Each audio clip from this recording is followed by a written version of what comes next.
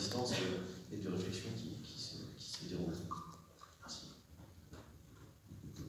Oui, merci beaucoup pour votre question. Le libéralisme autoritaire, effectivement, le nouveau libéralisme autoritaire, c'est maintenant quelque chose qui a été vraiment bien identifié dans le champ académique et dans les mouvements politiques.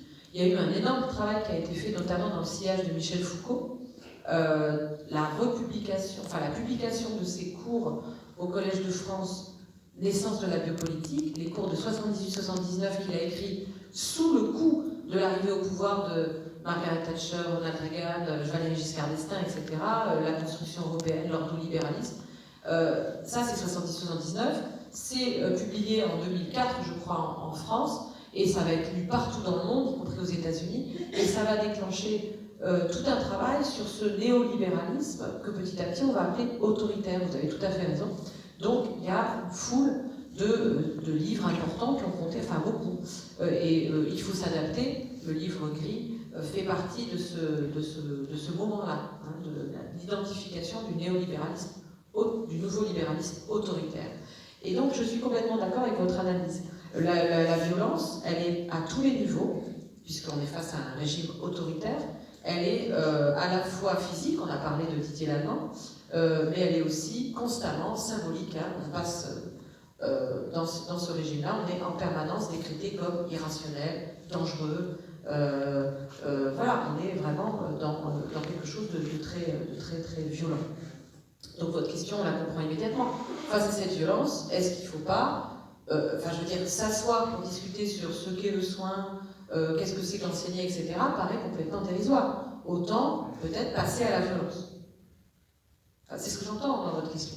Et je la comprends et je la partage en fait. Quels sont les moyens face à une force déchaînée qui est celle du préfet l'allemand, j'allais dire du préfet Macron, oui, tout mélange.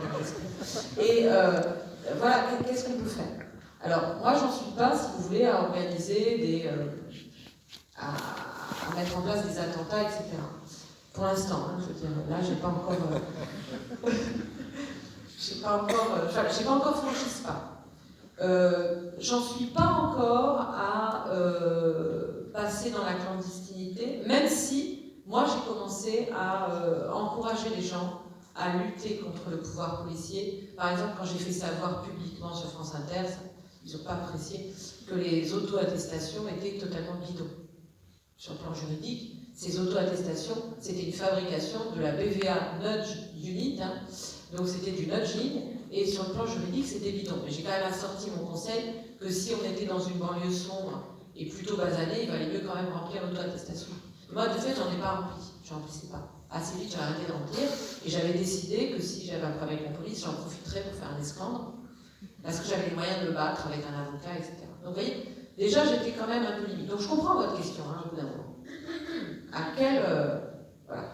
Mais moi, je continue de faire mon métier. Donc j'espère que ce pouvoir ne va pas, par exemple, m'empêcher d'enseigner et m'empêcher de faire marcher. J'espère que les soignants vont continuer à soigner. J'espère qu'on va pouvoir continuer à faire mon métier. Donc, dans mon métier, la question de savoir qu'est-ce qu'enseigner, c'est une question hautement subversive. Quand vous dites enseigner, ça ne peut pas être obéir à l'injonction de faire des trucs sur Zoom parce que le plan de continuité des activités pédagogiques a dit qu'il fallait faire ça en distanciel, comme ils disent. Vous faites quelque chose d'extrêmement subversif qui fait se désarticuler toute l'institution.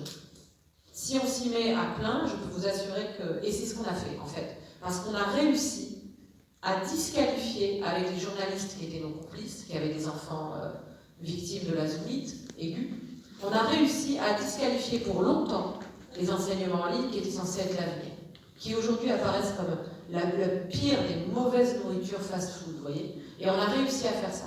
Si on ne s'était pas mobilisé pour dire que c'était une trahison de l'enseignement, que c'était tout sauf de l'enseignement, etc., peut-être qu'aujourd'hui ça aurait triomphé. Donc en fait, on peut faire des choses assez puissantes par le travail de la pensée, par le travail de la réflexion, par le travail du concept, par le fait de se mettre ensemble d'accord sur ce qu'est le monde, ce que sont les choses du monde. Donc je pense que ça reste extrêmement puissant. Et aujourd'hui, ceux qui arrivent à avoir la parole sur le sens, c'est ce qu'ont fait les néolibéraux, prennent le pouvoir à un moment ou à un autre. Donc le pouvoir des mots, le pouvoir de la parole, c'est ce qu'explique très bien Viktor Klemperer, hein, qui voit comment la langue du Troisième Reich est en train de faire basculer les Allemands dans un nouveau monde. Hein. Le pouvoir sur les mots, le sens des mots, c'est vraiment un combat, d'abord qui peut être violent, qui est très rude, et qui est, moi, quand je fais ça, je suis dans mon métier, et je pense qu'il faut que nous tous qui manipulons du savoir, des mots, de la pensée, il faut qu'on garde cela à l'esprit comme quelque chose de fort, de puissant, et pas comme quelque chose qui paraît dérisoire face à la vraie force, qui serait celle des médias, de la radio, de la grenade, de la matraque. Je crois que vraiment, il y a une puissance de la pensée et du langage qui est utilisée par nos adversaires et que l'on doit retourner contre eux. C'est ce que j'ai fait effectivement avec la guerre. Nous sommes en guerre, très bien. Et bien, puisque vous nous dites que nous sommes en guerre, à venir l'étrange défaite. Je ne dis pas que je n'espère pas céder à une illusion de toute puissance. Hein. Je ne crois pas être mégalomane, mais je pense juste que c'est pas pour rien qu'à un moment on ne veut plus que vous parliez à la radio. C'est pas pour rien qu'à un moment tous les micros se retiennent. Alors que vous vendez 80 000 exemplaires de votre livre. Il y a quelque chose qui montre que c'est dangereux en fait ce que vous racontez. Donc en fait c'est important de garder cette parole et de ne pas lâcher le micro. C'était exactement la question que je voulais vous poser. Je n'ai pas besoin de micro. Comme on enregistre. Merci beaucoup pour la conférence de ce soir et je vous remercie aussi pour le livre Il faut s'adapter. J'ai eu à lire mon étude de master qui était vraiment formidable. Ma question assez rapidement, c'était sur la pandémie, puisque je me souviens au départ, on parlait de nouveau monde et beaucoup voyaient en la pandémie une opportunité pour la gauche de remettre au centre des thèmes comme les services publics, le fait de faire des communs, la démocratie, etc. Et aujourd'hui, on se retrouve dans un paysage politique qui n'est pas du tout favorable à la gauche, il me semble, avec des personnalités d'extrême droite très très fortes. Est-ce qu'on peut penser à un lien entre la pandémie et la montée de l'extrême droite qu'on vit aujourd'hui, et est-ce que vous en faites un et lequel? Vous posez une question vraiment très difficile, mais je vais vous répondre sur le monde d'après et j'essaierai de vous répondre sur cette question extrêmement difficile que vous me posez.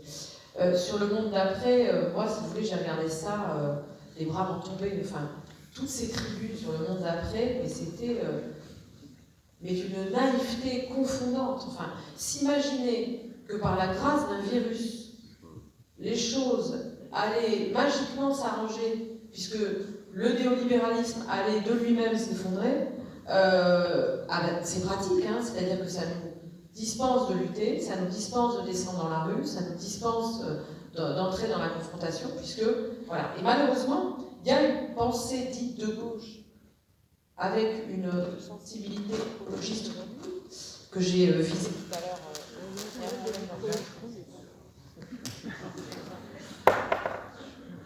Je crois que je ne veux vraiment pas que je me virerai la parano. Hein. À la fin, je vais écrire les confessions. Hein. Ouais, quelque chose. Donc je disais que voilà, c'est typique de cette espèce de milieu écologico de gauche qui pense que il va faire tellement chaud au bout d'un moment, il y aura tellement de virus, etc., que ces gens tous raisonnables avec lesquels on vit vont comprendre qu'il faut arrêter, il faut discuter, mais non, enfin, il y a un moment, il y a une lutte sociale et politique qui doit se mener absolument partout, sur les lieux de travail, dans la rue, partout. C'est une lutte, enfin, on entre dans quelque chose de très dur, quoi. C'était la discussion de tout à l'heure. Et cette chose très rude ne nous dispense évidemment pas de garder la parole, de continuer à penser, et plus que jamais on doit le faire, c'est ce que je répondais. Mais donc cette idée d'un basculement automatique dans le monde d'après, ça y est, nous sommes débarrassés, et d'ailleurs la preuve, nous entendons déjà à nouveau les oiseaux, et je me suis dit, ils sont en plein délire en fait. S'ils s'imaginent qu'ils vont pouvoir rester confortablement à faire leur tarte aux pommes et tout va s'arranger de soi, c'est complètement fou, quoi. Donc, dès qu'on est ressorti et que nous sont arrivées de nouvelles questions, le couvre-feu, la vaccination obligatoire, ou à peine, enfin déguisée, etc., on les a pas entendus.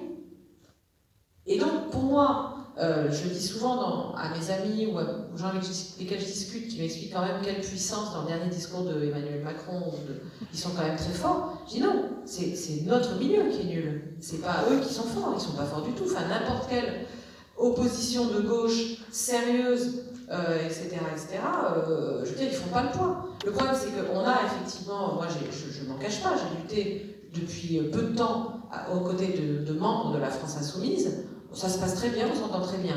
Mais, je veux dire, il y a un niveau d'isolement, c'est-à-dire qu'ils sont tout seuls. Il y a 17 députés, tout seuls, au milieu d'un océan de gens hostiles, et il n'y a aucune aide de la part des communistes, aucune aide de la part des socialistes, aucune aide de la part d'Europe Écologie Les Verts, mais c'est le moins qu'on puisse dire. C'est pas qu'il n'y a pas d'aide, c'est la haine.